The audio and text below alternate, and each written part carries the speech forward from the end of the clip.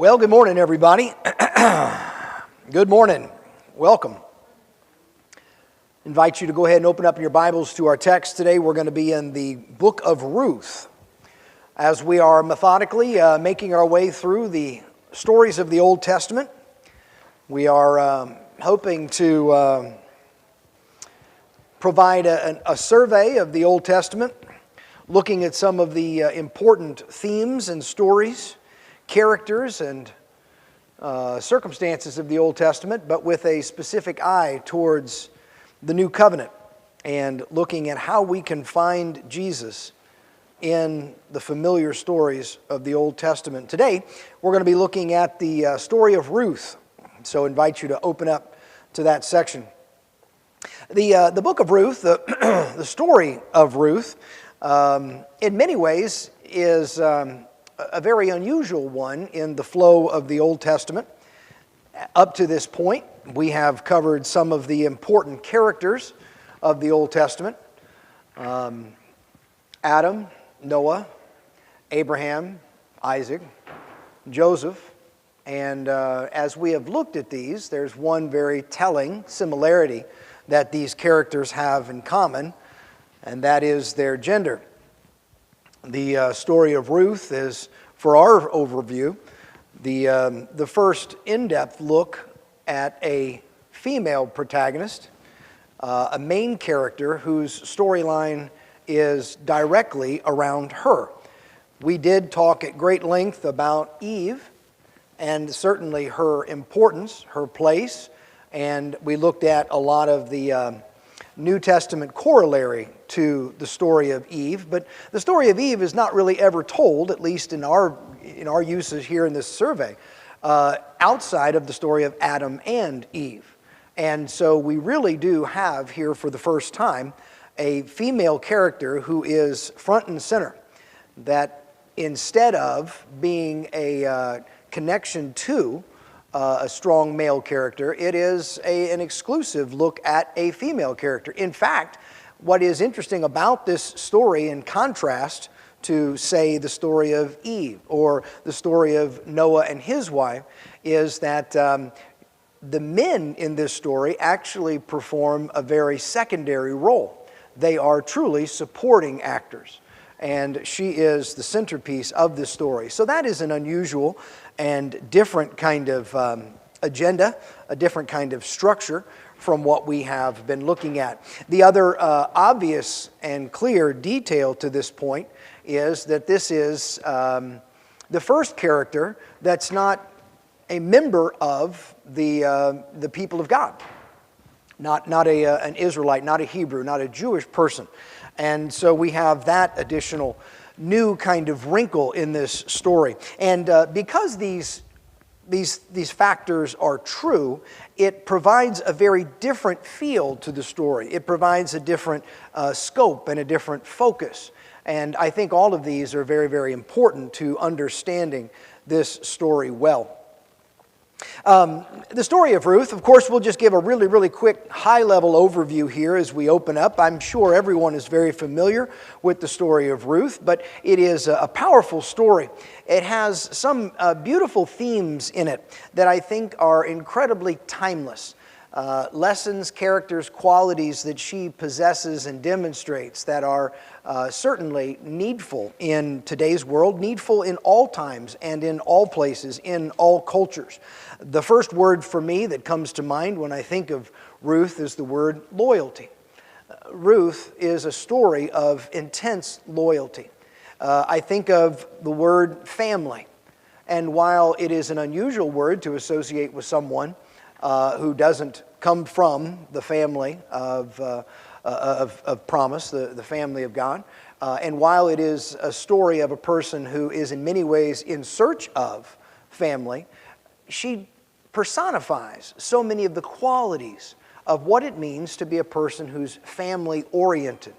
And while loyalty is a big part of that, there are other aspects of this familial overarching theme that the story of Ruth brings to play in this. A third quality that I believe we can see in the person Ruth, the story of Ruth, is the idea of integrity.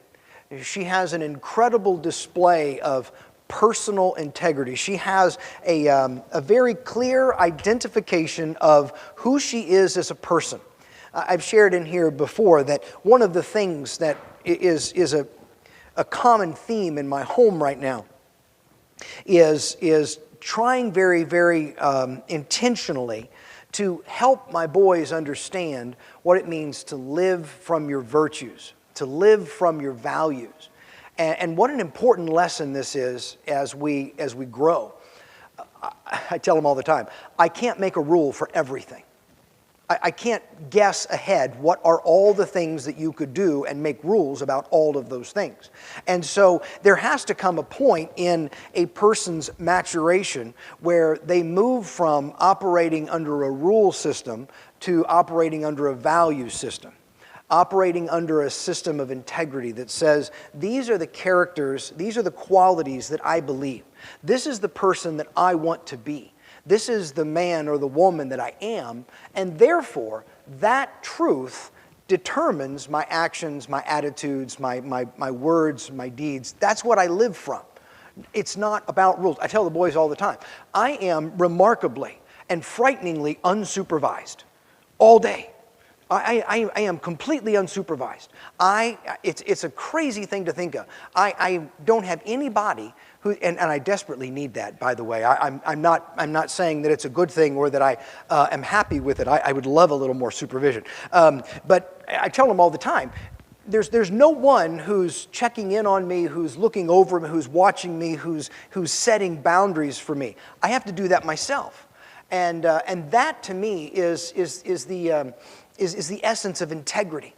Living from values, living from your virtues, knowing that I'm going to operate the way I'm going to operate because of who I am as a person and what I value and what I believe and what I know to be true. And I'm going to operate from that source rather than what are all the external boundaries that are placed on me that I have to follow and match. And that life of integrity is something that I see in the life of Ruth. I see an integrity there that is deep, that is meaningful, and has direction for her life, that gives solidity, gives strength, stability to her life, especially considering how tumultuous her outside circumstances are. Let's take a look at a couple of key ideas here as we get started. Of course, we're familiar with the story of Ruth, and we'll get into that in a moment. But just to kind of get an overview of a few details, let's take a look at some of the well-known passages from the story of Ruth. Ruth chapter 1, and let's begin in verse 16 to set the stage of this little monologue here. Ruth is her husband has died. And she is with her mother-in-law, Naomi. And Naomi, herself a widow, says in verse 15, "Your sister-in-law has gone back to her people and to her gods. Follow your sister-in-law." She says, "Ruth, you know what? It's nice that you're trying to be loyal here, but the reality is I can't take care of you. You've got to remember in this time and place, in this circumstance and situation, a single woman was largely helpless. She had no means by which, in many ways, to make money for herself, to take care of herself. She couldn't, in certain situations and aspects, own property. She didn't have business. She was unable to take care of herself, and so she had to align herself with a man to be able to provide for those provisions and protections. And she says to Ruth, "Look, I can't do this for you. You need to go back to your people. Your sister, Orpah, she's done that. She's your sister-in-law. She's gone back to her people. You need to do that." And in this absolutely beautiful monologue, Ruth answers in verse 16, "But Ruth replied, 'Don't plead with me to abandon you or to return and not follow you. For wherever you go, I will go, and wherever you live, I will live. Your people will be my people, your God will be my God. Where you die, I will die, and there I will be buried. And may the Lord punish me, and do so severely, if anything but death separates you and me.'" What's really cool about this passage is that it demonstrates those qualities that I just mentioned, that integrity, that familial sense of duty and responsibility, that intense loyalty. I love this passage also because I have been honored and blessed over the last 40 years to perform many, many marriages.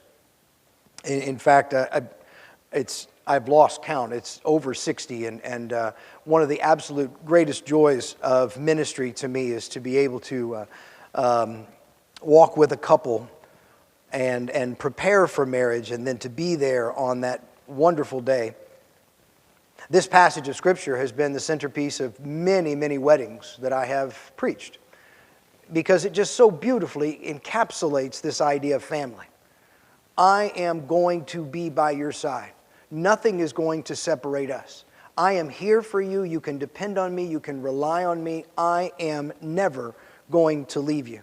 And this is a beautiful statement of the kind of affinity that she has for Naomi, the sense of integrity, a sense of family, a sense of loyalty. Skip over to the very last of this book in chapter 4.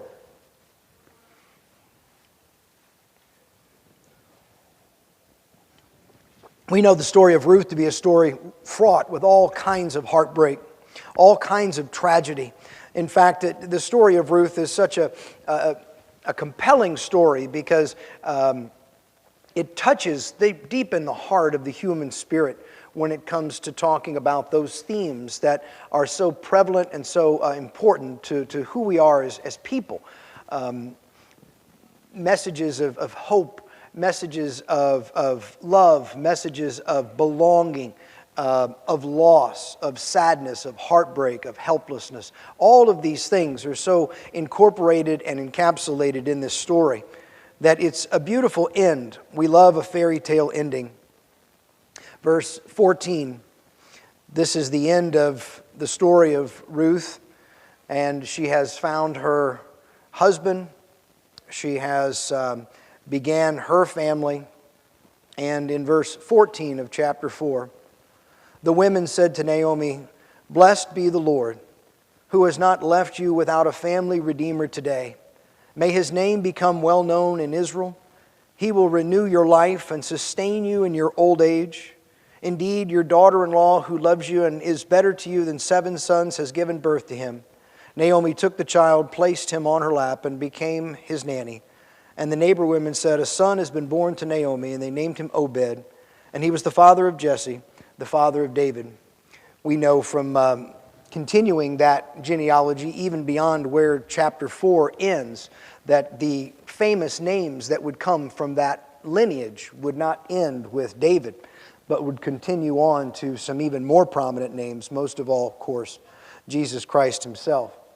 This idea that there is a God who is at work, even in the darkness, even in the hard times, even in the difficult moments, and bringing about his plan, and how in the story of Ruth, specifically here Naomi, but in the story of Ruth, we see God's hand at work even in those very difficult times, bringing about his plan, even where man has bad intentions and the difficult world in which we live has different plans. God's plan is never thwarted. So to go back and look real quickly at some of the important details of this story, let's follow the scene a little bit. Chapter 1, we have the famine that takes place in Bethlehem. So Elimelech, Naomi, and their sons move to the land of Moab. Moab is where, of course, they meet Ruth, where she is, where her home is, and they move to this place because of famine in Bethlehem. Interestingly, famine in Bethlehem is almost a bit of an oxymoron itself, right? Because if I remember correctly, Bethlehem means the house of bread.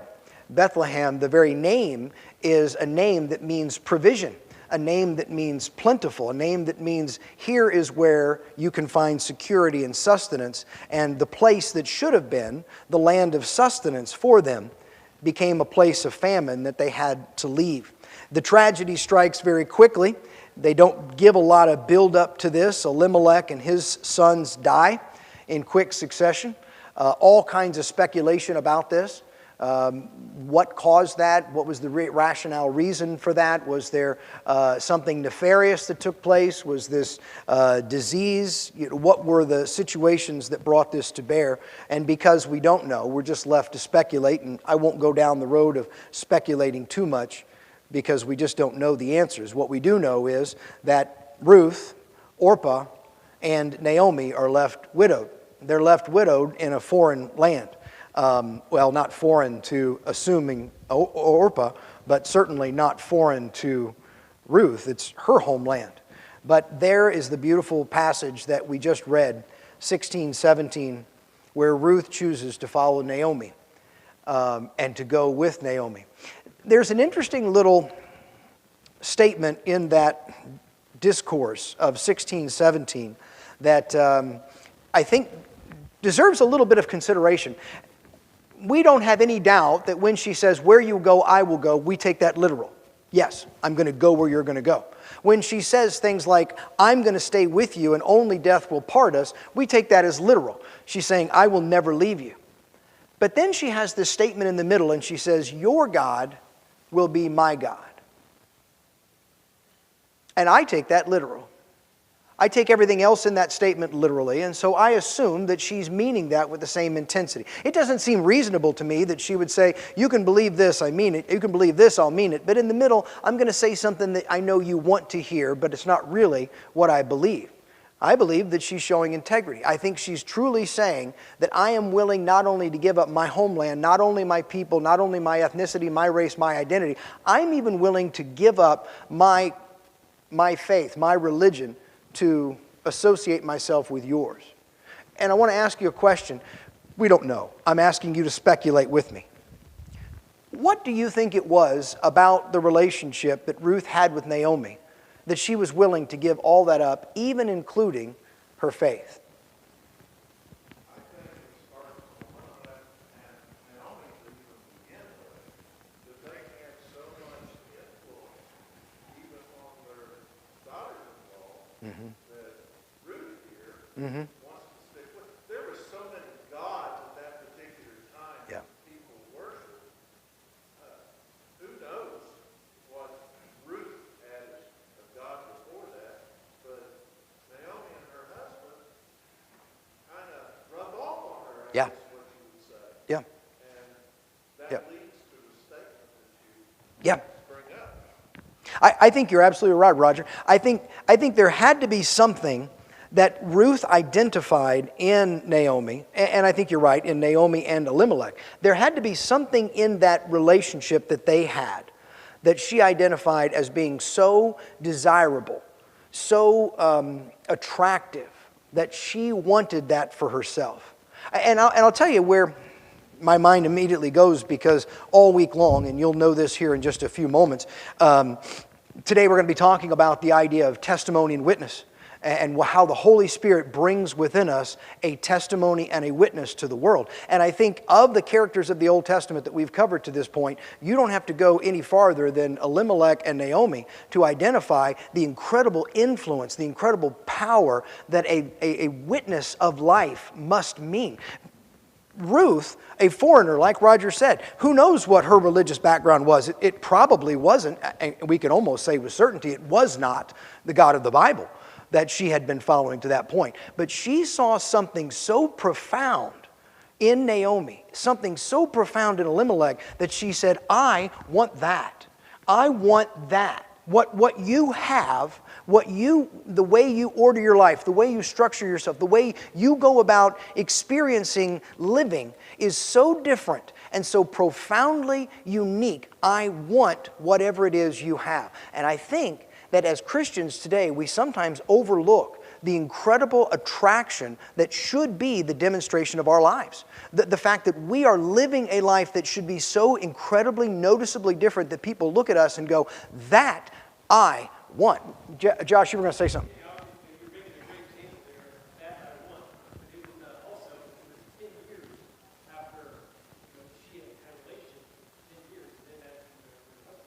Yeah.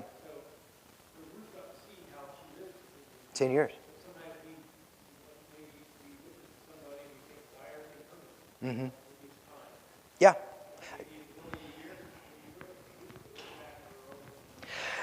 That's a great point, Josh. And that's something that we've talked about in this class several times as we've looked at these different great men of faith up to this point. And one of the qualities that we've seen so oftentimes in these great men of faith and the power of their influence is what I mentioned several weeks ago, a saying from Eugene Peterson, one of my favorite authors, a long obedience in the same direction.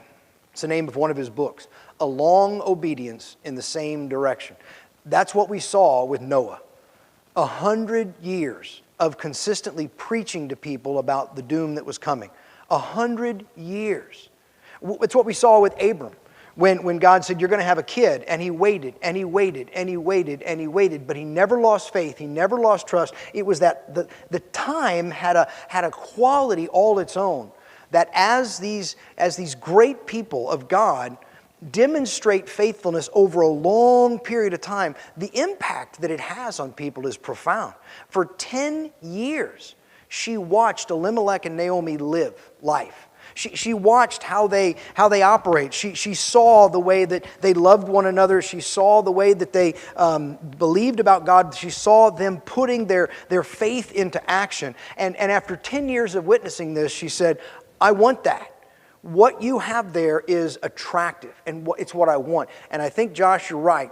The length of time has a great testimony all of its own. Time is a quality all its own. They say that in parenting, quality time. I don't give a lot of time to my kids, but I give quality time. And often you'll read and hear experts say, time is a quality all its own. Time is a quality all its own. Time is one of the greatest resources that we have. And how we spend it is incredibly important. And they spent 10 years being an influence. And those 10 years took great impact in the heart of Naomi. Anything else that jumped out to you? Yeah, Roger.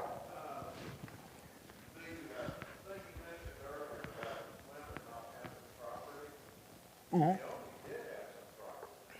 Yeah. Yep.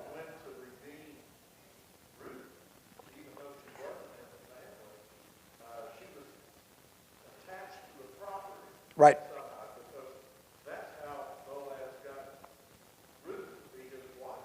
Yep. And that whole process, Roger, is something, I did some reading about that this week. We'll talk a little about this idea of the kinsman redeemer. And it's really a fascinating thing because she clearly had claim to property. She had rights to property, but it was somehow not able to be activated on her own merit. She had to have a man to be able to, a redeemer. And so you have this really weird kind of complexity to the situation that I think our modern mentality is hard for us to get our brain around, not to mention just how incredibly different that society was. But when you look through modern lenses, it really is grating. It's really an odd thing to look at the plight of women in this time and in this place and the circumstances and situations that that they operated under. It's a remarkable thing, remarkable how far we've come. And I think that a lot of that has to do with God bringing about His plan in our world to improve society. But that's a conversation for another day. Good point, Roger, and we're going to make sure to get back to that because I think that's really important to the story. Reba.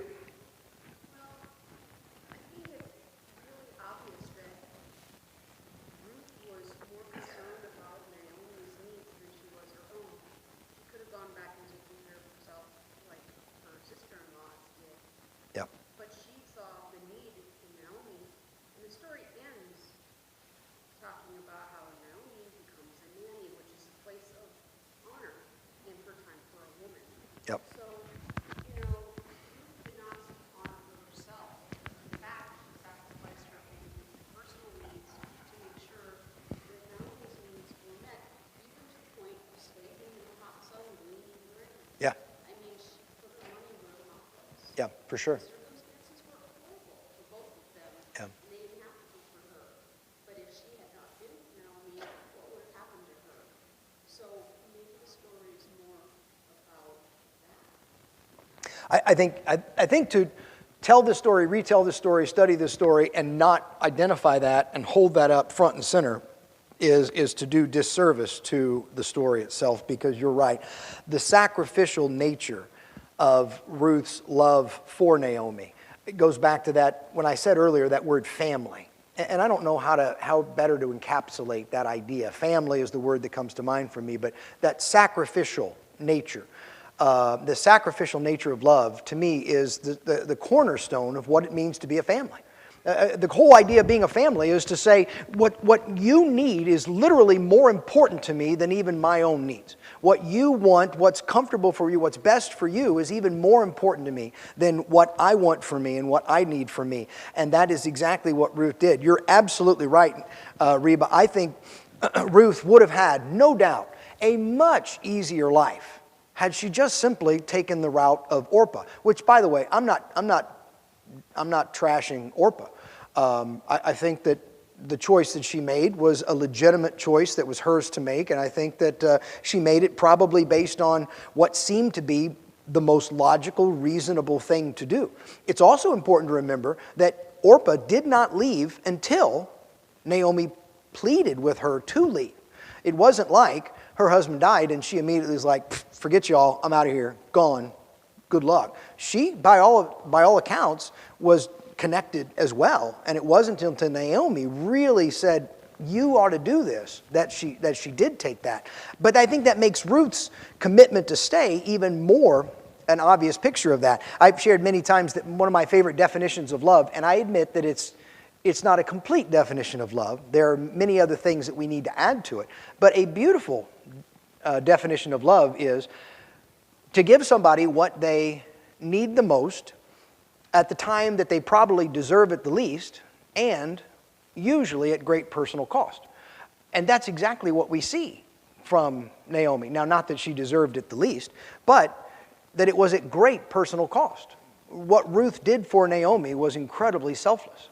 It was incredibly selfless. Ruth was given a set of circumstances where she could do what was best for her, or she could do what was best for Naomi. One would be a much easier route, but she chose the harder, and I think the more devoted path to take, which is a beautiful, beautiful statement. Beautiful statement. Let's draw a comparison here on the subject of faith. In the stories that we've covered up to this point, stepping out on faith has been a very, very important theme. Stepping out on faith. God said to Abram, leave this place and I'll take you to a place. I'm not going to tell you where we're going. I'm not going to tell you how far it's going to be or how long we're going to take to get there. You just start walking and I'll tell you. And he did. And he packed up and he went. He said to Noah, hey, I want you to build a boat. It's going to rain. You don't even know what rain is. But it's going to rain. And it's going to rain so much it's going to flood the earth. And you've never seen a flood. And it's going to take 100 years for you to do this, but you just start building. You get to work. And we have these stories of these people who stepped out on faith. Tell me a little bit about the faith that Ruth demonstrated when she left with Naomi. What does it say about her faith?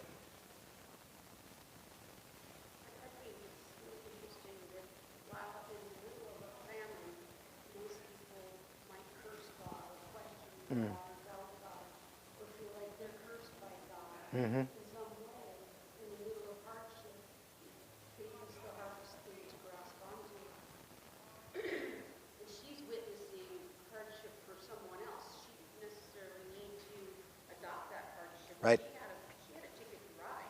Yep. You know, so in most cases, when people are suffering hardship, even persecution in the church, the world around looks at that person and says, you must have done something wrong. They're not esteemed, they're brought down, you know, and so Ruth, in the middle of hardship, did have a worldly perspective on things, and the hardest thing I think would have been to believe that Naomi's God was a good God, because look what was happening there. Exactly. She lost everything. Yeah.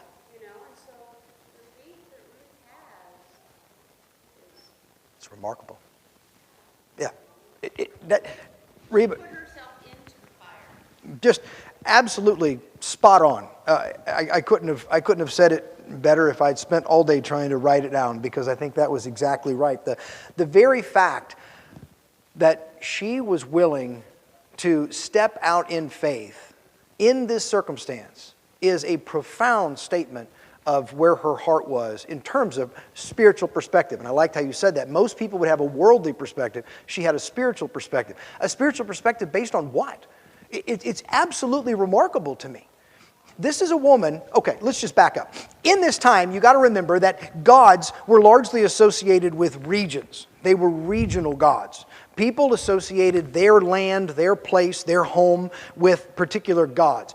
This particular god watches over this particular place. And they had a very, very clear sense that there were like boundaries. You're living here, and this is the god here, and this is the god that we serve here. Okay, take that and put it back into the story.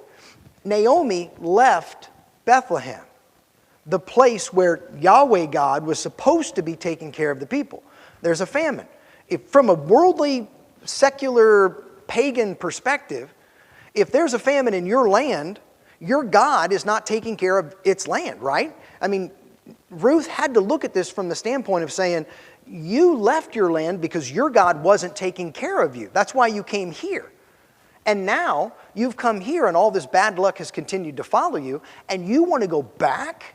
You want to go back under that God? You want to go back to that? You want to go back to the house of bread where there's no bread? You want to go back to that place. You want to leave the place where you do have food and go to the place where you don't have food. You want to leave the pagan gods where things, are bad, but you're going to your God where things are worse, and then for her to say, and I want that to be my God. I want that to be my God. What an incredible display. What an incredible display of faith. And that really is something that kind of helps us to understand better, gets clarity on the depth of faith that she had. When she did go back, they did go back, Ruth found sustenance in a providence that God had allowed for, that God had planned for. In the Old Testament law, there were all these different provisions that were made for the poor. There are all these different rules about what you had to do to provide means for those who didn't have what they needed. And this is actually a really beautiful quality of the Old Testament law, something that I think gets overlooked. But when you look at the Old Testament and you look at what does it say about the helpless, what does it say about the needy, what does it say about the immigrant, what does it say about the refugee, you find that God was always looking out for and helping His people to make sure to care for those who couldn't care for themselves. Something as simple as when you go to harvest your grain, you have to leave a certain amount around. You have to leave some of it there. You have to leave it on the ground. When it falls, don't go pick up every single little kernel and head of grain. Leave some of it. Leave some around the edges, because there's going to be people in your community that don't have fields of their own, that don't have ways to make their own, that don't have money to buy their own food, and they're going to need something to be able to survive on. And so God just like inculcated that He structured this from the very beginning into His people's mentality. He structured that into the very way that they went about everything in their life. That there has to be a means by which we take care of those who can't take care of themselves. And Ruth is the beneficiary of that. We call it gleaning. And basically meant that when the workers went through the fields, they intentionally didn't collect everything they could. And they allowed for people to come behind them and pick up what they needed to be able to survive on. Now, I got to tell you, how would that function in today's world? I mean, I just, that is so counter to where we are in our modern world. And I'm not saying that that's a terrible thing that we need to beat ourselves up, but we just don't even think that way. It's something that was ingrained in their mentality. Yeah.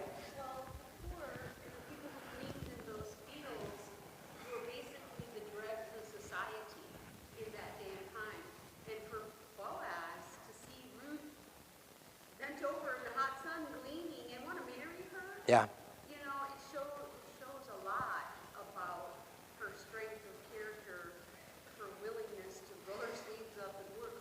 And he admired that in her, you know. Yeah. And I mean, a lot of people have been humiliated and mortified to be out there gleaning in the fields like a leper. Yep. But Ruth saw it as an opportunity, and she went at it with gusto. And I think it was just in her nature to be a hard worker, and that was so attractive to Boaz. Yep. You know, because she wasn't just someone who talked about God. She actually went about being like God. When you, everything that you just said is so spot on. You know, the reality is that by every standard of their day, Ruth would have been an incredibly unattractive woman. She had no status, she had no power, she had no prominence, she had no dowry, she had no, well, we find out she did, but even that was probably not very significant, but that's another story. Even down to her physical attractiveness. Remember in the Song of Songs when it says that the woman in the Song of Songs is talking, and she says, "Don't look at me, my skin is dark." She's saying, I have not been able to take care of my own garden because I've been working in the gardens of my brothers. She talks about how her own physical beauty has been, by their standards, diminished because she's tan. Because it was not attractive. It was not attractive for a woman to be out working. That wasn't something society saw as good. Society, they wanted their women to be pristine and at home and subservient and paler. They would have been darker skinned than we are. But the whole idea that she's out there working, and my whole point with this is, Boaz had this incredible ability to see character over physical beauty. Now, I think she probably was an attractive woman. I don't think there's any reason to deny that. I'm sure that Boaz did see in her physical attractiveness, but that wasn't the primary quality that he saw in her. The primary quality he saw in her was her character. What a different world we would be living in if we saw first and foremost character and then saw attractiveness or status or prominence or social standing or any of those other things. That would be a different place. And Boaz seemed to have a sense of that, and Ruth certainly had a demonstration of that. Tim, you were going to say. Well, I was going to say, too, just like you did about Boaz. I know it's a story about Ruth, but Boaz and what he valued by seeing these characters, her devotion, Yeah. her being willing to go out and work, her sacrifice, and say, hey, my God, you're not a believer and fall or join to her people. But it put me in mind of where God had said when they were supposed to be picking out a new king of Israel, David came along and was like, didn't think that this was going to be it. Yeah. But that's, he said God looks upon the heart. And here was what Boaz did. He was looking at the heart, not about what the outward eye could see, just at the physical beauty. Like I think primarily men today, at least in America, the guys I know, we're attracted to what we see. Yeah. And that's number one. And then we look at everything else in a pecking order. It's not quite as valued. Yeah, we very much have it backwards. We really do. Very, very true. Carl. Circle back to your point of asking and talking about how God in His law has provided for the indigent, the hungry, the homeless, and how laws were set aside in society in some way to provide for it. You ask, how would that look like us today? It doesn't. It's a shameful thing. We're such a land and even a country of plenty. Yeah. But how could it look? It could look a lot of ways. It can start with each and every individual.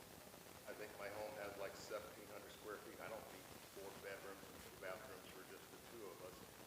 I make more than I need. I have money in the bank. I don't need it all. I can make sure that those that I can help, I would help them. That means there's a lot of ways. We have restaurants that throw away tons of food. Yes. And even retail stores that throw away tons of clothes because nobody is buying them. They're out of style. And we can see so many places where people are in need. It's a matter of maybe distribution. I don't think that we're so cruel-hearted that we just don't want to. But I think in our society that we become so self-centered in many ways that we don't really think of that. The government could direct us to do it, but we like our liberty, we like our freedom to do as we please. But in God's situation, God's law, this is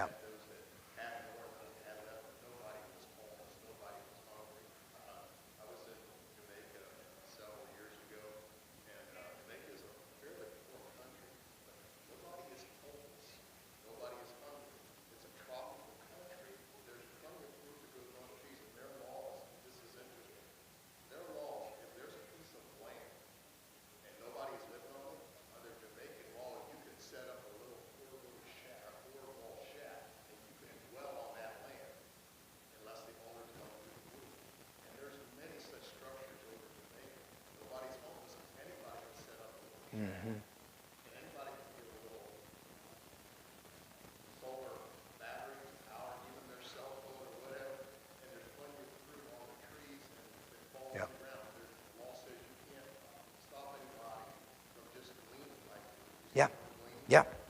Fruit and vegetation just falls naturally from the trees. Even in the Jamaica, this is a third world country. Yeah. They provide for their people, so nobody is homeless, nobody's hungry. They marvel when you come to the United States and see people sleeping on the street. Yeah. And people have rooms empty in their house. They marvel at stuff like that. That's, and that's, you said so many things there that I think are really important that, in God's law, He made accommodations for that. In our government today, because of our desire for our own freedom and independence, we balk at requirements like that would be imposed on us. But as God's people, we should be the ones leading the charge to rectify those kind of situations. So you have this interesting dichotomy there, and that's the reality. That's very much the reality. I do believe very much that one of the things that, and there are many, but one of the things that I'm going to give an accounting for someday is for how easy I've had it. I do believe that. I do believe that one of the things that I'm going to have to give an accounting for before God is that He's going to say, look at all I blessed you with. What did you do with it? You can't take it with you. You were gone. It's there, and you're here, and you can't take it with you. What did you do with it? And I think that we could learn a lot from the old law in terms of what it means to care for those who have those needs. Yeah. Well, yes, and I think about that from time to time about how will I answer that? How will we answer that? We live in the most in the most wealthy land that the world has ever known, the most wealthy society that's ever existed. How do we answer for the fact that, what's the number? It's ridiculous. 30% of children in America are food insecure.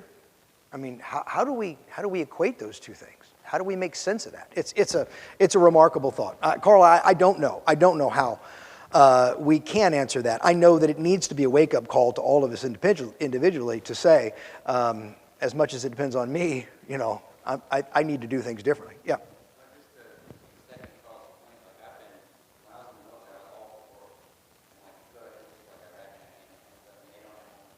Yeah. It's remarkable. Yeah.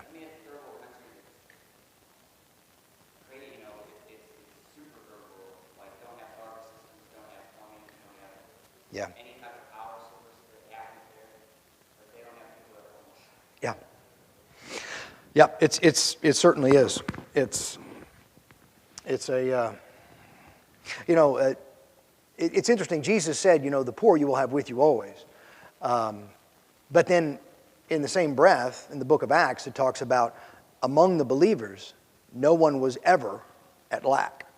It talks about in Acts 3, it talks about, how everybody came together, had all things in common, and they took care of people.